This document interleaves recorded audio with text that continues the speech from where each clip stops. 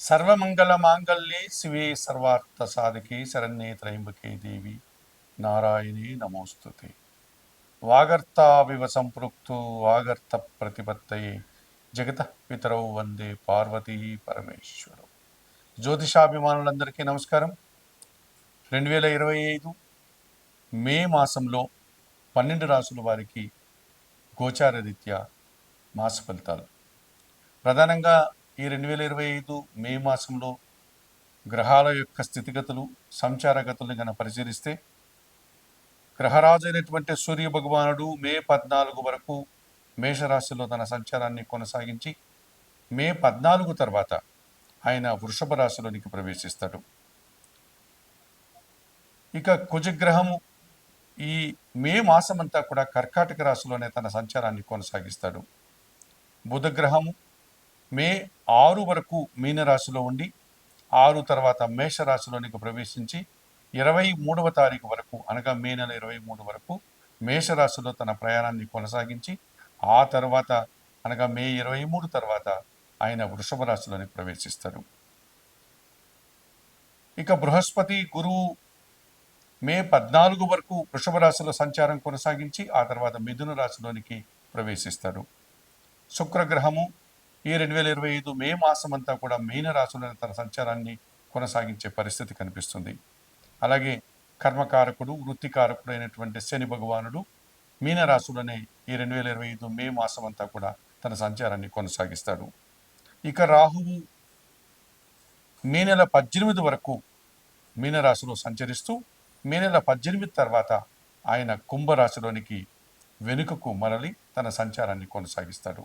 అలాగే కేతుగ్రహము మే నెల 18 వరకు కన్యా రాశిలో సంచారాన్ని కొనసాగించి ఆ తర్వాత సింహరాశిలో మే 18 తర్వాత సింహరాశిలోనికి ఆయన ప్రయాణం ముందుకు సాగుతుంది. ఈ రకంగా 2025 మే మాసంలో గ్రహాల యొక్క స్థితిగతులు ఉన్నాయి. ఇప్పుడు 12 రాశుల్లో ముందుగా మేషరాశి వారి యొక్క మాస ఫలితాలు. ఈ మేషరాశి వారికి పంచమాధిపతి అయినటువంటి సూర్య భగవానుడు మే 14 వరకు జన్మరాశిలో మేషరాశిలో సంచారం కొనసాగించడం వల్ల నూతన ఉద్యోగ అవకాశాలు కనిపిస్తున్నాయి. అలాగే ప్రధానంగా ఉన్న ఉద్యోగంలో బదిలీలకి అవకాశం కనిపిస్తోంది. నూతన అవకాశాలు కానీ వ్యాపార అభివృద్ధి కానీ లేకపోతే నూతన వ్యాపారాలు ప్రారంభించడం కానీ ఉన్న వ్యాపారాన్ని విస్తరించడం కానీ జరిగేటువంటి అవసరం కనిపిస్తుంది. 2025 మే మాసంలో ధనుస్సు రాశి వారి యొక్క మాస ఫలితాలు. ఈ ధనుస్సు రాశి వారికి ఈ మే మాసంలో 60 నుంచి 70% శుభ్రతలు రావడానికి అవకాశం కనిపిస్తుంది. భాగ్యాధిపతి అయినటువంటి సూర్య భగవానుడు మే 14 తర్వాత షష్టమ భావంలో అనగా వృషభ రాశిలోకి ప్రవేశించడం వల్ల అధికారుల అండదండలతో అభివృద్ధిని సాధిస్తారు. మీదేని శైలిలో పోటీ ప్రపంచంలో విజయాలు అందుకుంటారు. ప్రభుత్వం నుంచి ఆదాయాన్ని, తండ్రి నుంచి ఆదాయాన్ని, నూతన ఉద్యోగాన్ని పొందగలుగుతారు. సప్తమ దశమాధిపతి అయినటువంటి బుధుడు మే మొదటి వారంలో చతుర్థ భావములోను అనగా మీనరాశిలోను ఆ తర్వాత షష్టమ భావములో మే చివరి మాసంలో వృషభ రాశిలో సంచరించడం వల్ల ఆర్థిక అభివృద్ధి బాగా ఉంటుంది, వ్యాపార అభివృద్ధి బాగుంటుంది. జీవిత భాగస్వామి సహకారంతో నూతన వ్యాపారాలు ప్రారంభించి అభివృద్ధి పదంలో ముందుకు సాగుతారు.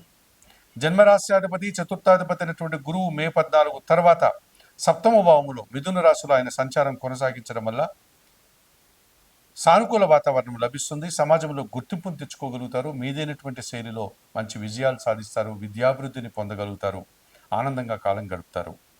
ఇక షష్టమ లాభాధిపతి అయినటువంటి శుక్రుడు ఈ నెలంతా కూడా చతుర్థ భావంలో మీనరాశిలో సంచరించడం వల్ల పోటీ ప్రపంచంలో స్త్రీజన సహకారంతో అభివృద్ధిని సాధిస్తారు. శుభకార్యాలు నిర్వర్తిస్తారు. విందు వినోదాల్లో పాల్గొంటారు. రాహు మే 18 నుంచి తృతీయ భావంలో కుంభరాశిలోనికి ప్రవేశించడం వల్ల విదేశీ వ్యవహారాలు బాగుంటుంది, జన సహకారం బాగుంటుంది, నూతన వ్యక్తుల వల్ల అభివృద్ధిని సాధిస్తారు. మరి 2025 మే మాసానికి గాను ధనుసు రాశి వారికి సూర్య భగవాను వల్ల అధికారుల నుంచి అభినందనలు, బుధగ్రహ సానుకూలత వల్ల ఆర్థికాభివృద్ధి, గురువు అనుకూలత వల్ల సమాజంలో గుర్తింపు, శుక్రుని అనుకూలత వల్ల స్త్రీజన సహకారంతో శుభకార్యాలు, అలాగే రాహు అనుకూలత వల్ల విదేశీ వ్యవహారాలు సానుకూలంగా సంచరిస్తూ 60 నుంచి 70% శుభ్రతలు రావడానికి అవకాశం ఉంది ధనుసు రాశి వారికి. అయితే పంచమ వ్యయాధిపతి అయినటువంటి కుజుడు అష్టమ భావములో కర్కాటక రాశిలో సంచరించడం వల్ల మీ ఆలోచనలు కొన్ని కలిసి రావు. సంతానంతో మనస్పర్ధలు వచ్చే సందర్భాలు కనిపిస్తున్నాయి. భూవాహన సమస్యలు, ఆర్థిక సమస్యలు కూడా కొన్ని సందర్భాల్లో మిమ్మల్ని ఇబ్బంది పెడతాయి. ఇక ద్వితీయ తృతీయాధిపతి అయినటువంటి శని భగవానుడు చతుర్థ భావంలో మీనరాశిలో సంచరిస్తున్నాడు. అది అర్ధాష్టమ శని. ఈ కారణం చేత కుటుంబంలో అనవసరమైన ఖర్చులు, అశాంతి, ఉదర సంబంధమైన అనారోగ్యాలు మిమ్మల్ని ఇబ్బంది పెట్టే సూచన కనిపిస్తుంది. ఇక కేతువు మే 18 తర్వాత భాగ్యములో సింహరాశిలోనికి ప్రవేశించడం వల్ల తండ్రి ఆరోగ్యం విషయంలో జాగ్రత్తలు తీసుకోండి. కొన్ని విషయాల్లో ఆటంకాలు, కాస్త నిరాశను కూడా ఎదుర్కోక తప్పదనిపిస్తుంది. మరి 2025 మే మాసానికి గాను ఈ ధనుస్సు రాశి వారు భాగ్యములో ఉండే కేతు దోషం నుంచి బయటపడడానికి గణేశాష్టకం చదువుకోండి, గణపతికి నమస్కరించుకోండి, దర్శించుకోండి. అర్ధాష్టమ శని దోషం నుంచి బయటపడడానికి శనీశ్వర దర్శనం చేయండి, లేకపోతే ఈశ్వరునికి శనివారం రోజు పాలాభిషేకం నిర్వర్తించండి. అలాగే అష్టమ కుజదోషం నుంచి బయటపడడానికి సుబ్రహ్మణ్య స్వామిని ఆరాధించండి. మంగళవారం రోజు సుబ్రహ్మణ్య స్వామికి పాలాభిషేకం నిర్వర్తించి కందులు దానం చేయండి. మరి 2025 మే మాసానికి గాను ధనుసు రాశి వారు చెప్పిన విషయాలను స్వీకరిస్తూ పరిహారాలు పాటిస్తూ ఆయుర ఆరోగ్యాలతో ఆర్థిక అభివృద్ధిని పొందాలని మనస్ఫూర్తిగా కోరుకుంటూ సర్వే జన సుఖినో భవంతు. 2025 మే నెలలో కుంభరాశి వారి యొక్క మాస ఫలితాలు. ఈ కుంభరాశి వారికి 2025 మే నెలలో 50 నుంచి 60% శుభలితాలు రావడానికి అవకాశం కనిపిస్తుంది. సప్తమాధిపతి అయినటువంటి సూర్య భగవానుడు మే 14 వరకు తృతీయ భావంలో మేషరాశిలో సంచరిస్తున్నాడు. అనగా అధికారుల సహకారంతో అభివృద్ధిని సాధిస్తారు. ప్రభుత్వం నుంచి సహాయాన్ని అందుకుంటారు. తండ్రి నుంచి సహాయం అందుకుంటారు. నూతన ఉద్యోగాలు, ఉన్న ఉద్యోగంలో అభివృద్ధి, ఆనందంగా మీరు పొందేటువంటి వాతావరణం కనిపిస్తుంది. ఇక తృతీయ దశమాధిపతి అయినటువంటి కుజుడు ఈ నెలంతా షష్టమ భావంలో కర్కాటక రాశిలో సంచరించడం వల్ల భూవాహన లాభాలు, జన సహకారం, లాభసాటి ప్రయాణాలు, అలాగే కోర్టు వివరాలు కానీ కొన్ని వివాదాలు కానీ పరిష్కరించుకోగలుగుతారు. ద్వితీయ లాభాధిపతి అయినటువంటి గురువు మే 14 తర్వాత పంచమ భావంలో మిథున రాశిలోకి ప్రవేశించడం వల్ల మీ ఆలోచనలు కార్యరూపం దాలుస్తుంది. సంతానం అభివృద్ధి పథంలో ముందుకు సాగుతుంది. మీ మాటకు విలువ పెరుగుతుంది. విద్యాభివృద్ధిని సాధించుకోగలుగుతారు. సమాజంలో గుర్తింపుని, ఆనందాన్ని పొందగలుగుతారు. చతుర్థ భాగ్యాధిపతి అయినటువంటి శుక్రుడు ఈ నెలంతా ద్వితీయ భావంలో మీనరాశిలోనే సంచరించడం వల్ల కుటుంబ సౌఖ్యాన్ని పొందగలుగుతారు. కుటుంబంలో శుభకార్యాలు నిర్వర్తిస్తారు. మీ మాటకు విలువ పెరుగుతుంది. ఆత్మీయ స్త్రీల యొక్క కలయిక వల్ల ఆనందంగా కాలం గడుపుతారు. 2025 మే మాసంలో ఈ కుంభరాశి వారికి సూర్య భగవానుడు అధికారికమైన అభివృద్ధిని సాధిస్తున్నాడు. అధికారుల సహకారాన్ని అందిస్తున్నాడు. కుజుడు భూవాహన సమస్యలను అందిస్తున్నాడు. గురువు విద్యారంగంలో అభివృద్ధిని, సమాజంలో గుర్తింపుని ఇస్తున్నాడు. శుక్రుడు కుటుంబ సౌఖ్యాన్ని, సృజన సహకారాన్ని అందిస్తున్నాడు. ఈ రకంగా 50 నుంచి 60% సుఫలితాలు రావడానికి అవకాశం ఉంది కుంభరాశి వారికి. అయితే పంచమ అష్టమాధిపతి అయినటువంటి బుధుడు ఈ నెలలో తృతీయ భావంలో మేషరాశిలో సంచరించడం వల్ల జన సహకార లోపం కొందరి విషయంలో కనిపిస్తుంది. మీ ఆలోచనలు కొన్ని కార్యరూపం దాల్చకుండా ఇబ్బందులు కలిగిస్తాయి. రావాల్సిన ఆదాయము వాయిదా పడుతుంది. వ్యాపారంలో కొన్ని కష్టాలు, నష్టాలు రావడానికి అవకాశం ఉంది. జన్మరాశ్యాధిపతి వ్యయాధిపతి అయినటువంటి శని భగవానుడు ద్వితీయంలో మీనరాశిలో సంచరించడం వల్ల ఏళ్నాటి శనిలో 2వ భాగంలో ఉన్నారు. ద్వితీయ శని దోషం మిమ్మల్ని ఇబ్బంది పెడుతుంది. మీ మాటల వల్ల అపార్థాలు, వ్యవసాయ రంగంలో నష్టాలు, కుటుంబంలో ఖర్చులు, పనులు వాయిదా పడే సూచన కనిపిస్తుంది.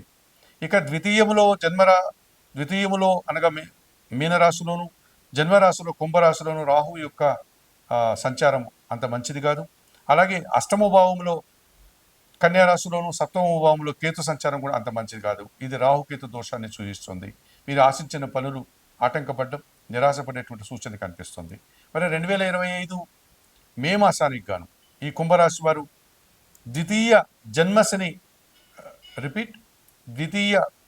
జన్మరాశుల్లో సంచరించే రాహు దోషం నుంచి బయటపడడానికి, అలాగే అష్టమ సప్తమ భావాల్లో సంచరించే కేతు దోషం నుంచి బయటపడడానికి శ్రీకాళహస్తీశ్వర ఆలయానికి వెళ్ళి రాహుకేతు పూజలు నిర్వర్తించండి. అంత దూరం వెళ్ళలేని వారు రాహుదోషం నుంచి బయటపడడానికి దుర్గా ఆరాధన, చాముండి ఆరాధన చేయండి. కేతు దోషం నుంచి బయటపడడానికి గణపతి ఆరాధన చేయండి. ఇక ద్వితీయంలో ఉన్నటువంటి శని దోషం నుంచి బయటపడడానికి ఈశ్వరునికి శనివారం రోజు పాలాభిషేకం నిర్వర్తించండి. అలాగే రావణాష్టకం చదువుకోండి. ఇక తృతీయం భావంలో ఉన్నటువంటి బుధ దోషం నుంచి బయటపడడానికి సీతారామచంద్రమూర్తి ఆలయానికి వెళ్ళి తులసి ఆకుల మాలతో అర్చనాది కార్యక్రమం నిర్వర్తించి శ్రీరామరక్ష స్తోత్రం నిత్యం చదువుకోండి. 2025 మే మాసానికి గాను కుంభరాశి వారు చెప్పిన విషయాలన్నీ స్వీకరిస్తూ పరిహారాలు పాటిస్తూ ఆయుర ఆరోగ్యాలతో ఆర్థిక అభివృద్ధిని పొందాలని మనస్ఫూర్తిగా కోరుకుంటూ సర్వే జనా సుఖినో భవంతు.